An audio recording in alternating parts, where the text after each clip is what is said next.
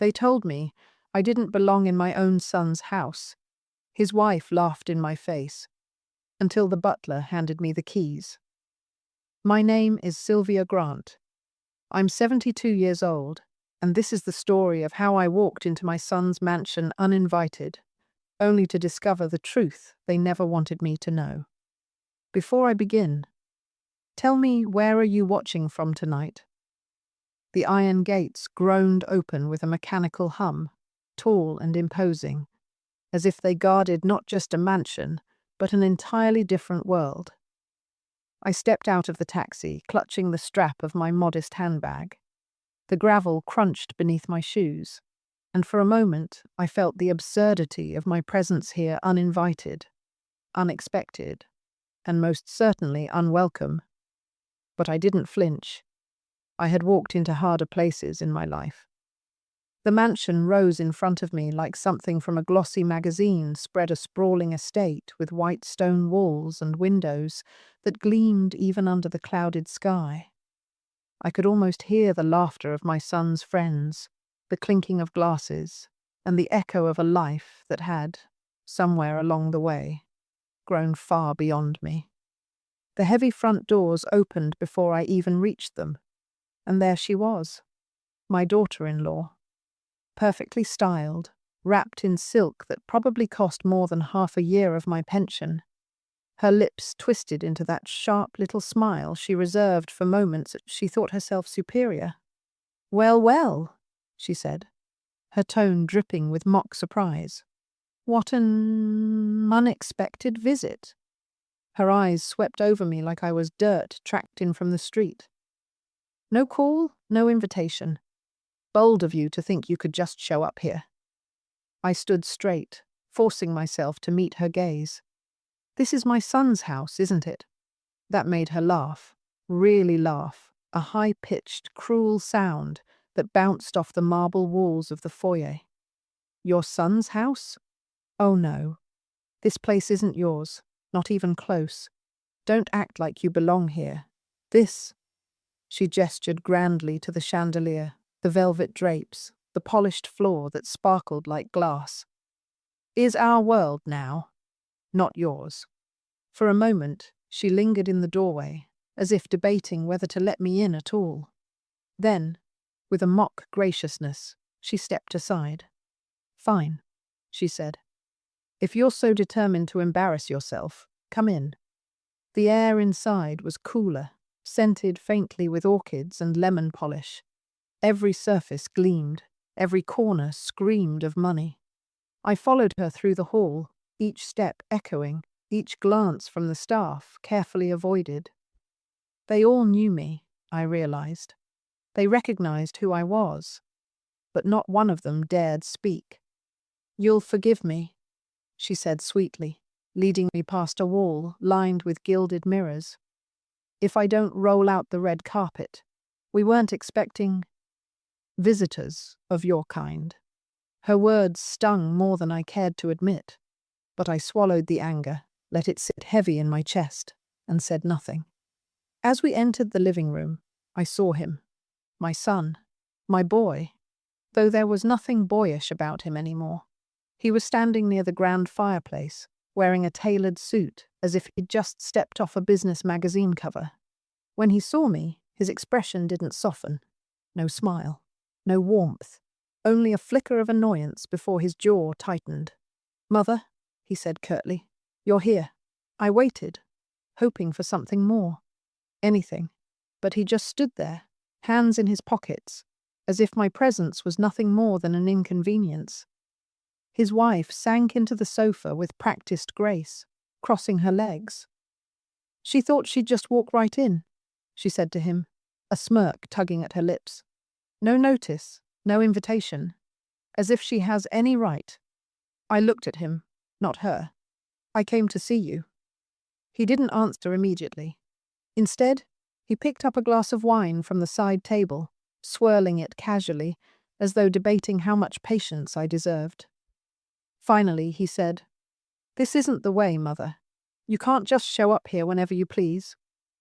This isn't—" He paused deliberately, then finished. This isn't your place." The words hit harder than I expected. Not your place. His wife laughed again, tilting her head like a queen humoring a fool. Exactly. This house isn't yours. It never was. You should remember that before you get too comfortable. The staff hovered in the background, a maid near the doorway, a butler at the far corner. I noticed how their eyes flicked between us, uneasy, as if they were watching a storm they'd long anticipated but never dared to acknowledge. I stayed quiet, letting the weight of their mockery sink into the room. My silence unsettled them more than any outburst could have. Finally, I said, "I see." Just that. And I sat down in the nearest chair, upright, composed. If they wanted a scene, they wouldn't get it. Not yet. The butler's gaze lingered on me a moment longer, unreadable. He adjusted his gloves, straightened his stance, and for the first time since I'd walked in, I felt a shift. A small one, but enough to know something was coming. And it wasn't what they expected. The butler disappeared silently as my daughter-in-law leaned forward, that same sly smile carved into her face. "Since you've made the trip, I suppose we can offer you lunch, though—" She let her eyes flick over my outfit, a plain blouse and cardigan I'd worn countless times. "I do hope you don't mind something refined." Her words carried a barb, but I didn't flinch. "Lunch will be fine," I said simply. "Splendid." She rose gracefully and gestured toward the adjoining dining room, the heels of her designer shoes tapping against the marble floor with irritating precision. "This way." I followed her through a set of arched doors, my son walking behind us. The dining room was as ostentatious as the rest of the house, a long, polished mahogany table that could have seated 20, chandeliers dripping crystal, and windows that overlooked a manicured garden where roses bloomed unnaturally perfect. Seated at the table already were 3 of their friends, young, sharp, and dressed in outfits that screamed wealth. Laughter spilled from them until they saw me, and then it softened into curious smirks.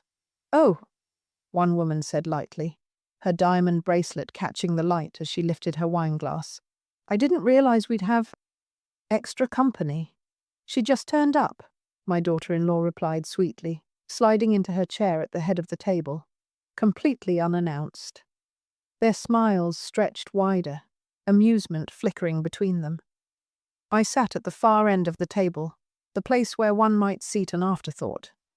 The butler reappeared to pour wine, but I lifted a hand. "Just water, thank you." The guests exchanged looks. One man chuckled, muttering something about simple tastes. My son took his seat beside his wife, not at the head of the table, but close enough to remind me of his loyalties. He didn't even glance at me as he adjusted his cufflinks, his face impassive. The first course arrived a delicate arrangement of greens, drizzled with some dressing I couldn't identify. The wife leaned back, her voice pitched to carry. "This is a recipe I brought back from Florence. Of course, you wouldn't have had the chance to travel like that." She tilted her head at me, all mock innocence. The table erupted in laughter. I lifted my fork calmly and took a bite. "No," I said, my tone even. "I've never been to Florence." "Such a shame," one of the women sighed dramatically. "The art, the culture, it changes a person, doesn't it, Claire?" "Oh, absolutely," my daughter-in-law agreed, turning to them as though I wasn't there at all. "But then again, not everyone is cut out for that world." Her eyes lingered on me with deliberate cruelty. The humiliation was precise, sharpened by wealth and arrogance. They wanted me small, diminished in the shadow of their success. My son finally spoke, his voice low but firm. "You should have called, Mother. This isn't the way to come into someone's home." Someone's home.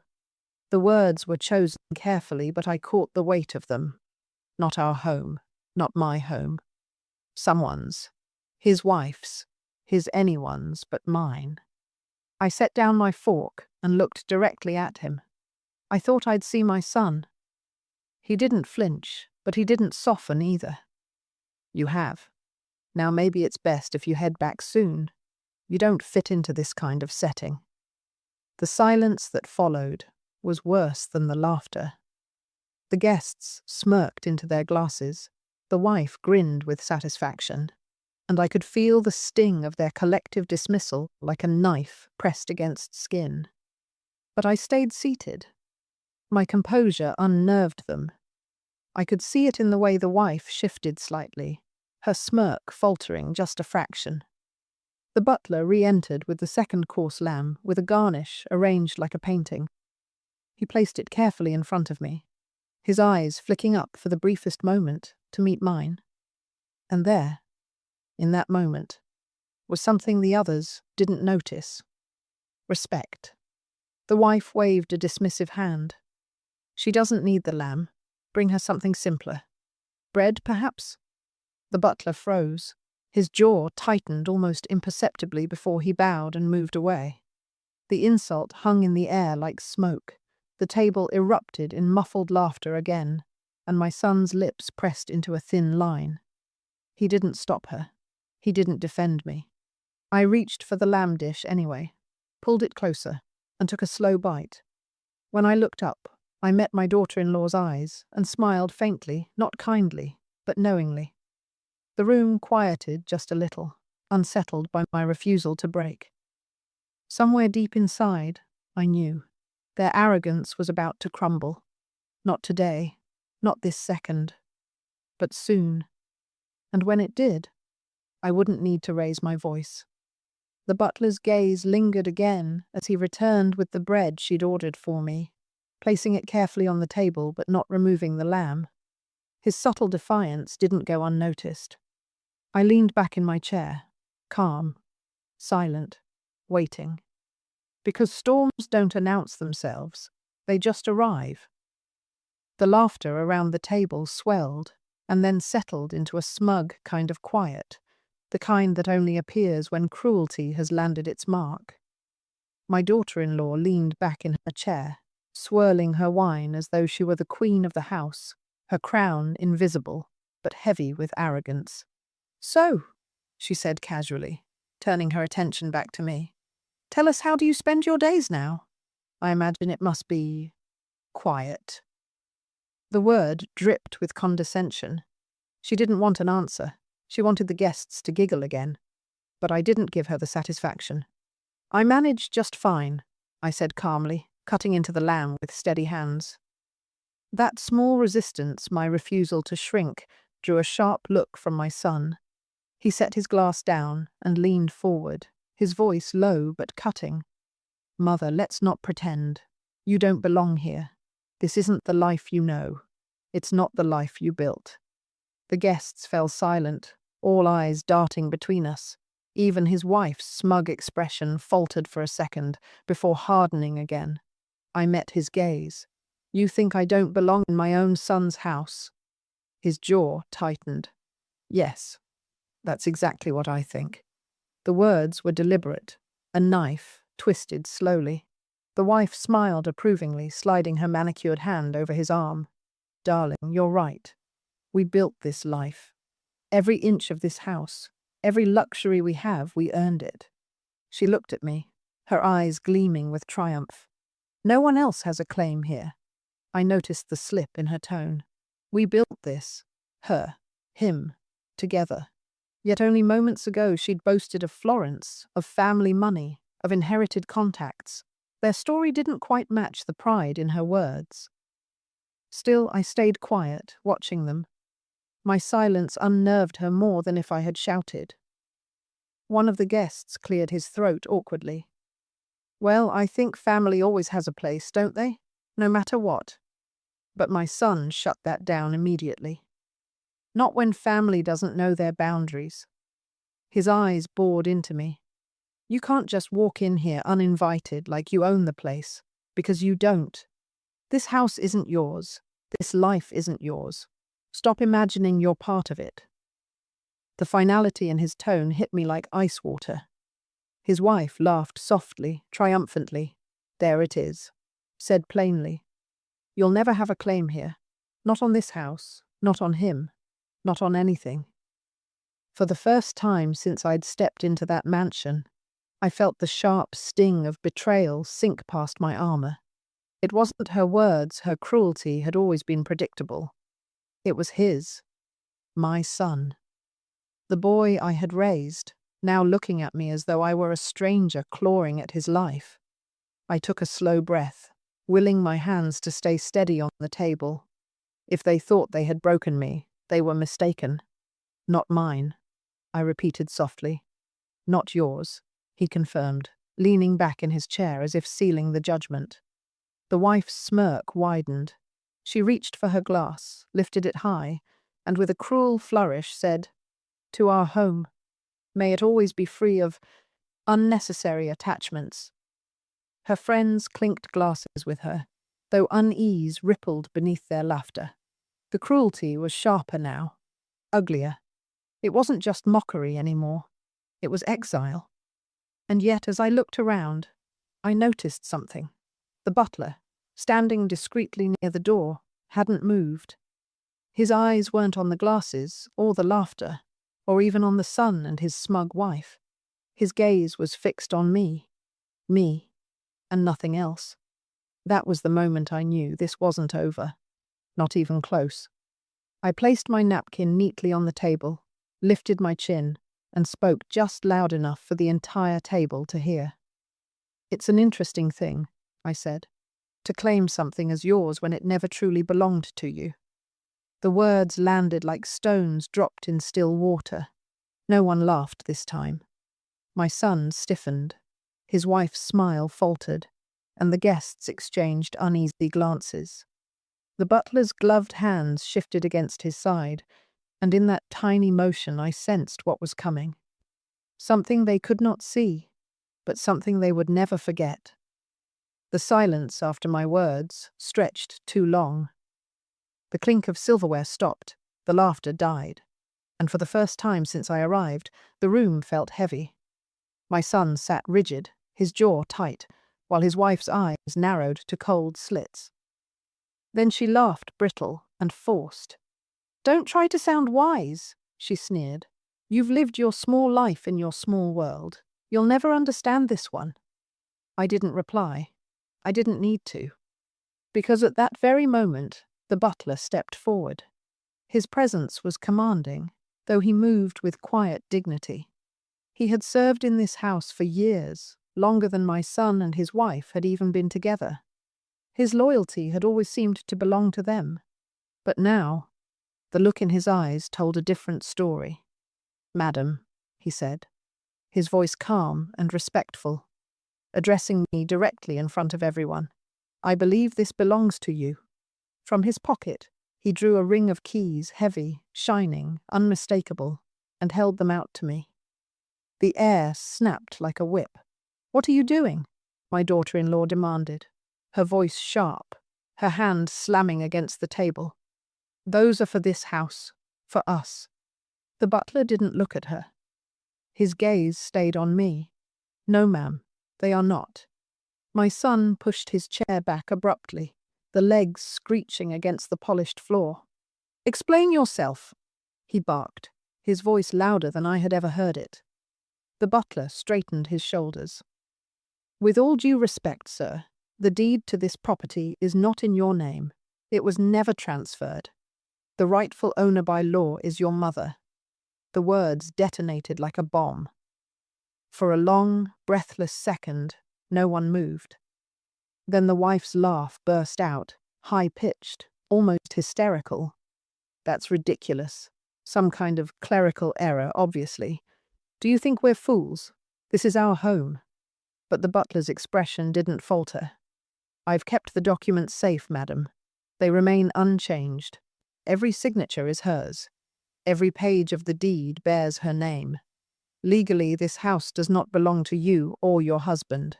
The guests shifted in their seats, wide-eyed, the smug amusement drained from their faces. One woman actually set down her wineglass with a trembling hand. My son's face turned red, his composure unraveling. "You're lying. You're trying to humiliate me." I finally spoke. my voice steady, almost quiet compared to his rage. He's not lying. The wife's mouth fell open. You knew? I met her glare with calm certainty. Yes. The weight of that admission hung in the air. My son's rage faltered into disbelief. You knew? And you came here today? What? To gloat? I leaned forward slightly, folding my hands on the table. I came here today to see how far you would go. How far you'd mock me, dismiss me, push me out in a house that was never yours to begin with. The wife's face twisted with fury. This is insane. You're just trying to... But the butler interrupted, his voice firmer now. Madam, with all due respect, it is not insane. It is fact. This house belongs to her. It always has. The guests whispered among themselves, shock spreading like wildfire. I could see the cracks forming in the perfect image my son and his wife had worked so hard to project. Their wealth, their power, their status, all of it had been balanced on something fragile. And now, with a few simple words, the facade was collapsing. My son slammed his fist against the table, rattling the silverware. This is my house. I built this life. You can't just take it away. The butler's voice was almost pitying. Sir, you cannot lose what was never yours. That line silenced even him. I reached out, my fingers closing around the cold metal of the keys. They were heavier than I remembered, but they fit in my hand as though they had been waiting for me all along. I stood slowly. The eyes of everyone at the table locked on me. My son's face was pale now, his wife's lips trembling with suppressed rage. And I said, with a calmness that cut sharper than any scream, You told me I don't belong here.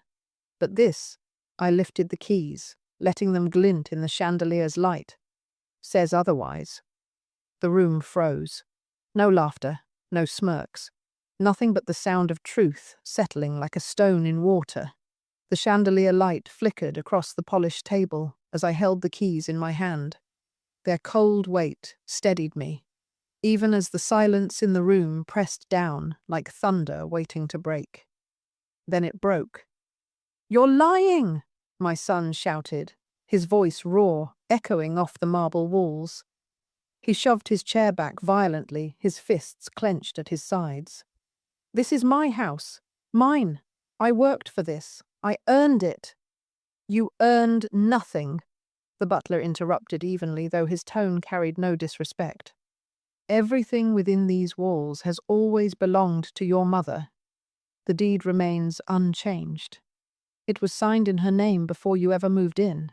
Sir, your wealth may have built your company, your reputation. But this house, he shook his head. This house was never yours to claim.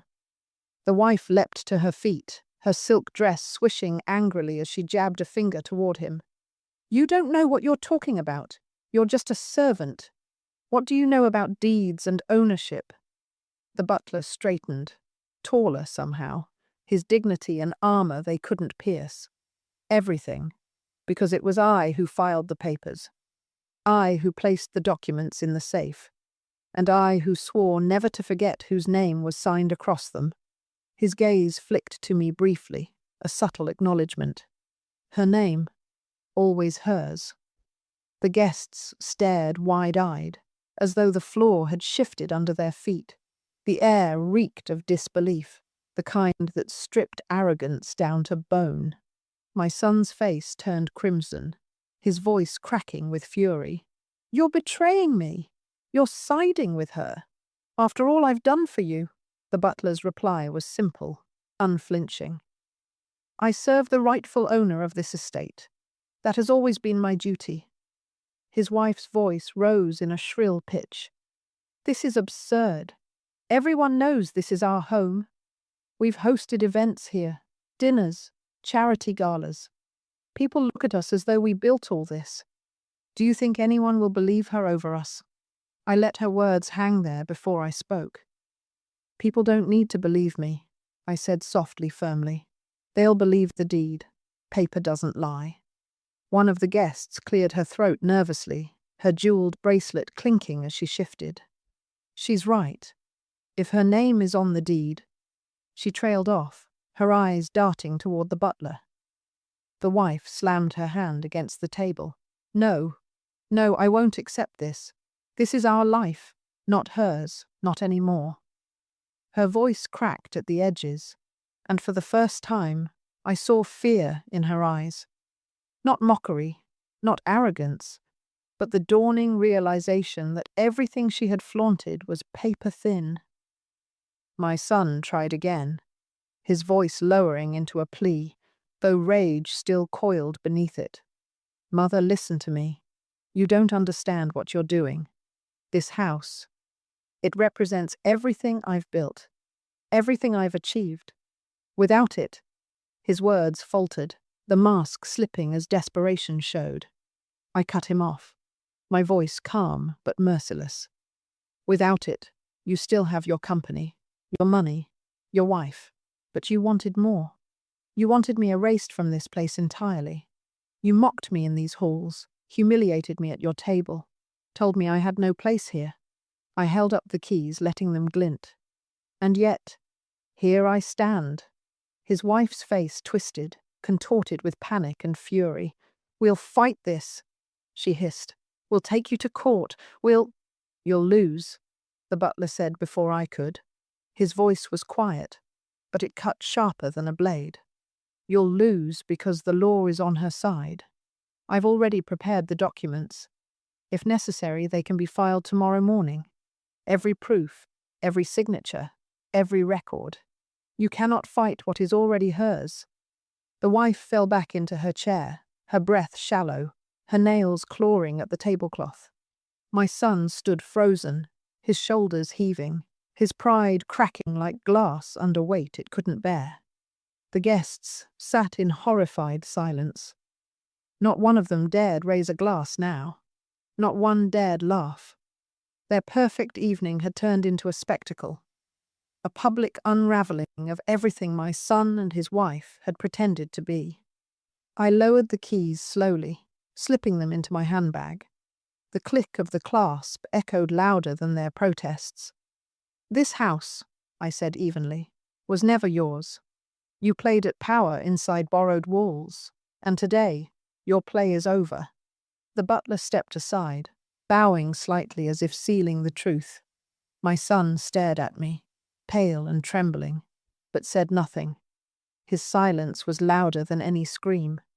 And for the first time since I had arrived, the mansion felt quiet. Truly quiet. Not with smug laughter or cruel whispers, but with the weight of truth pressing down on everyone in that room. The silence stretched until it became unbearable.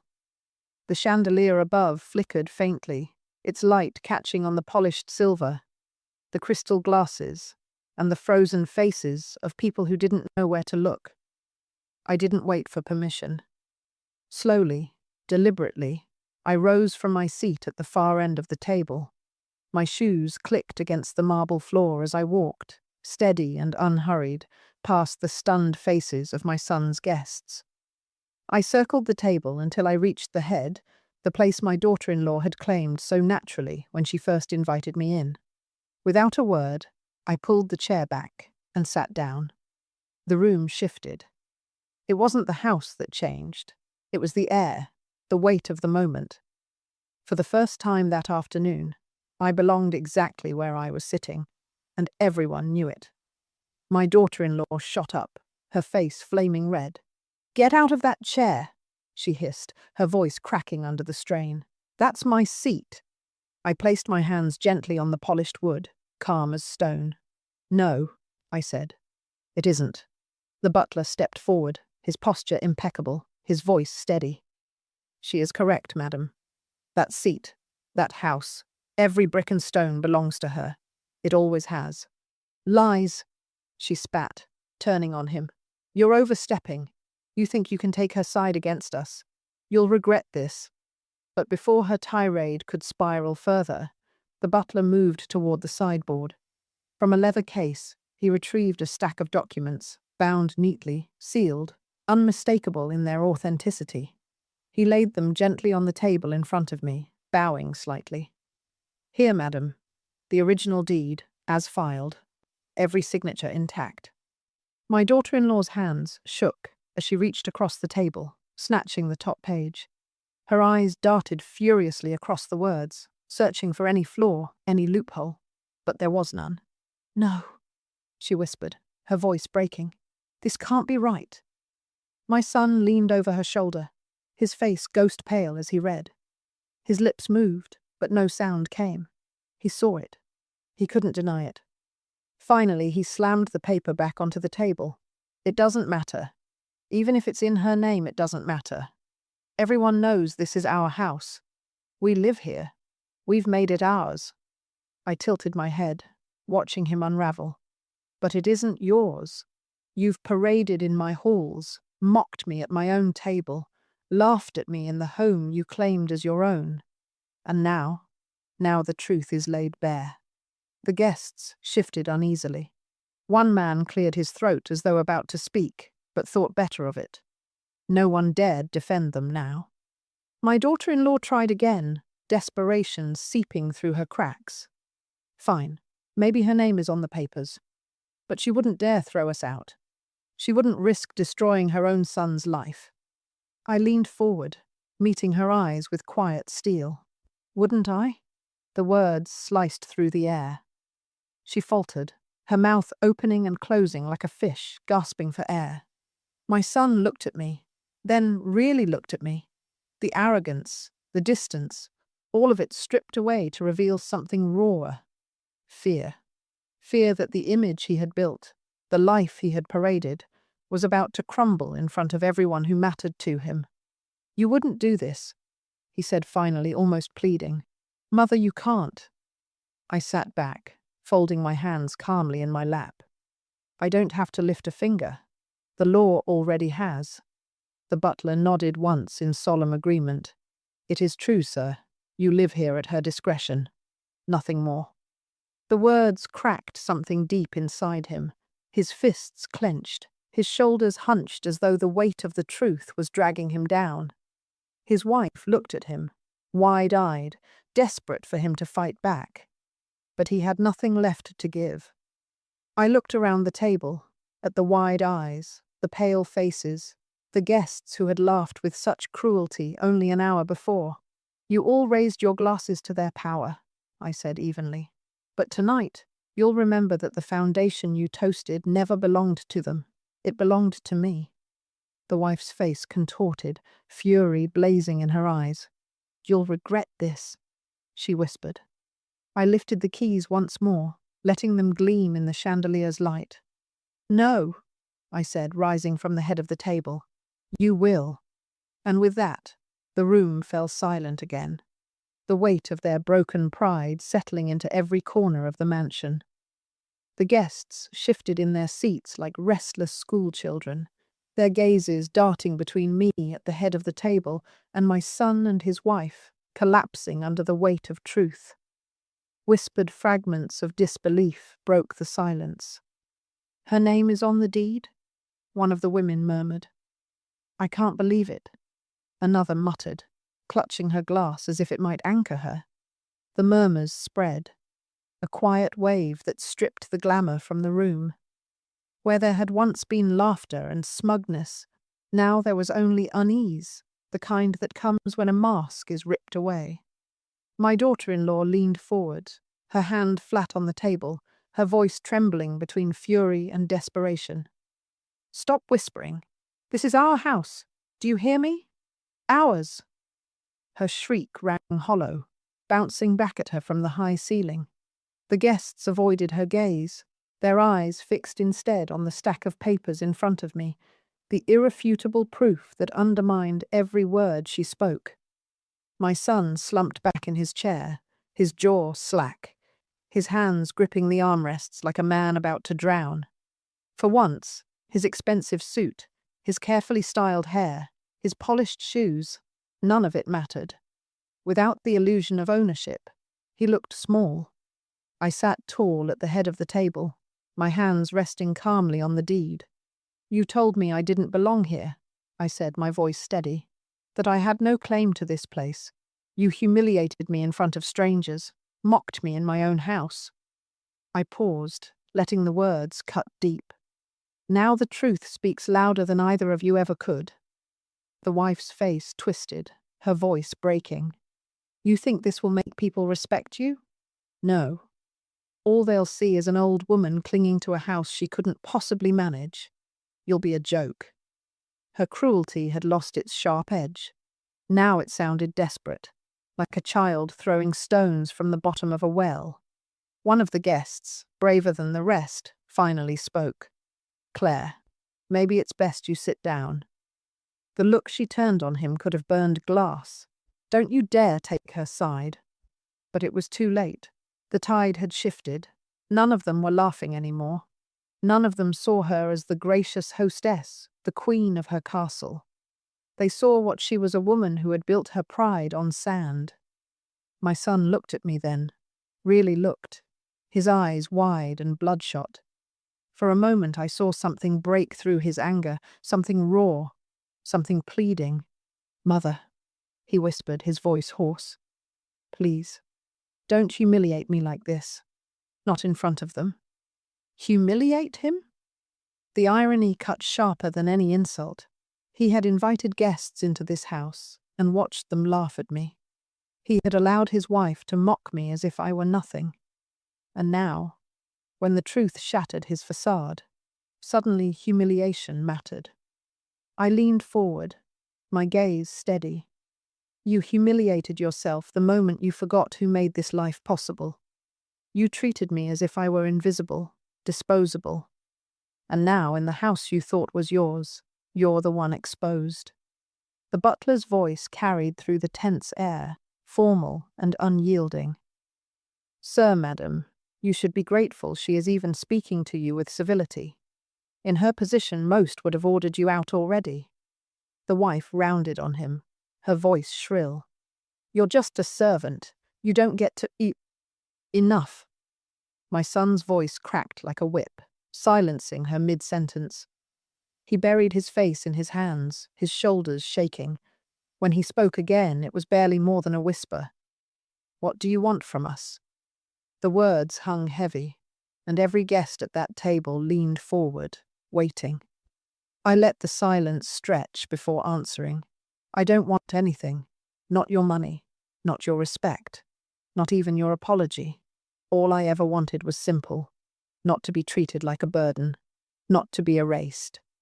The wife scoffed, though her voice trembled. Fine. You've made your point. Take your little papers and go. But don't think you can walk in here and… Claire. My son's voice cut her off, weak but sharp. He looked at me with hollow eyes. What are you going to do? I slid the papers back into their folder, resting my hand on top. That depends entirely on you. The room pulsed with tension, every pair of eyes watching, every breath held. The empire they had built in whispers and lies was collapsing around them, and I hadn't even raised my voice.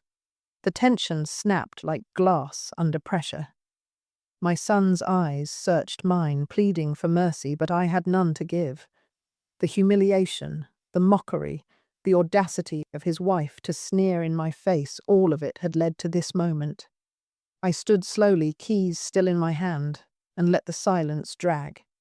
You asked what I'm going to do, I said. My voice was low, steady, sharper than any scream. Here's your answer. I walked the length of the table, each step echoing across the marble. When I reached the door, I turned back. You may stay in this house, for now, but understand something clearly. You stay because I allow it. Not because you own it, not because you deserve it, and certainly not because you've earned it. Every stone you stand on is mine, and if you dare forget that again… I lifted the keys slightly. You'll find yourselves outside these gates before sunrise. The guests whispered again, scandal thick in their voices. This was no longer a polite lunch, it was a reckoning. The wife shot to her feet, her face blazing. You wouldn't dare, she shrieked. I met her fury with ice. I already have. My son collapsed back into his chair, his strength gone, his head bowed, his voice cracked. "Mother, please, don't do this to us." The words cut, but not in the way he thought. He wanted sympathy, but where was his sympathy when I walked through those doors, alone and uninvited? Where was his voice when his wife mocked me at his table? His silence had already chosen his side. The butler stepped closer, his expression composed, his tone absolute. "Sir, madam, you live here now at her discretion.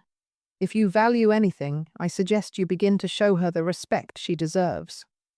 The wife glared at him, trembling with rage. "We'll challenge this in court. We'll destroy her. Do you hear me? Destroy her?" I laughed, then a soft, humorless sound that made her blanch. "Destroy me? With what? Lies? Money? You've forgotten one thing, my dear. You're standing in my house, arguing over what was never yours. If anyone here is destroyed, it isn't me." The guests avoided her gaze. Some stood quietly, murmuring excuses as they slipped away, unwilling to witness more of the collapse. Their empire of pride was crumbling in real time. I stepped forward one last time, lowering my voice so the weight of every word struck home. This isn't just about walls and deeds. This is about respect, about family, about the way you spit on the very foundation you stand on. Remember this: you have nothing without me. Nothing. The wife sank back into her chair, defeated but still seething. My son looked at me with eyes I barely recognized, hollow, broken, stripped of arrogance. I turned and walked toward the door. The butler moved swiftly to open it for me, his head bowed with quiet reverence. As I stepped out, I didn't look back, because I knew the walls behind me were no longer their fortress. They were their prison. The next morning, I returned. Not quietly, not timidly, but with purpose. The gates opened for me without hesitation, the staff greeting me with deference they had long suppressed. The butler walked at my side, his presence like a shield. Inside, the house was chaos. My daughter-in-law stormed through the halls, her hair undone, her voice shrill as she barked orders that no one followed. My son trailed behind her, drained, broken, begging her to calm down. They froze when they saw me. "You?" she spat. "You can't just waltz in here like you own the place." "I don't waltz," I cut her off, setting my bag down on the table with deliberate care. "And I don't just do anything. I own the place because it's mine. Today you'll finally understand that." The butler handed me a folder. Fresh documents, stamped, sealed. I laid them flat on the table, my hand pressing them down like a judge delivering a sentence. "This house is no longer yours to enjoy," I said. "As of this morning, the transfer has been filed. The movers will arrive shortly. You'll leave with what you brought, nothing more." My son's face crumpled. "Mother, please, don't do this. Don't take our home." I stared at him, unblinking. "You took my dignity the moment you laughed at me here. You let her mock me, treat me like dirt in front of strangers. You told me I had no place in this house, and now you beg me not to take it. No, I won't take what's mine. I'll give it to someone who deserves it." The wife's voice cracked with horror. "What are you saying?" The butler answered for me. "She has donated the estate to a foundation for elderly women abandoned by their families. As of this morning, neither of you have any legal right to remain." The words hit like gunfire. My son staggered back into a chair, his wife's face drained of color. "You can't do this," she screamed. "You'll ruin us." I lifted the keys from my bag and placed them calmly on the documents. "I already have." Outside, the sound of trucks echoed up the drive. Movers in uniforms strode toward the house, their presence undeniable. My son buried his face in his hands. His wife collapsed into silence, trembling. For the first time, neither of them had words to hurl, no arrogance to cloak themselves in. I turned to leave, my steps unhurried, my posture tall. The butler followed me to the door. bowing slightly as I stepped out into the sunlight. On the driveway, I paused and looked back one final time. My son and his wife stood in the doorway, stripped of everything they thought was theirs, their empire of pride reduced to rubble. I didn't gloat. I didn't sneer. I simply watched, calm, resolute, unbroken. Then I walked down the steps and into the waiting car, leaving them behind. Because justice doesn't always come with shouting or vengeance. Sometimes it comes quietly with the turn of a key. And I had just turned it.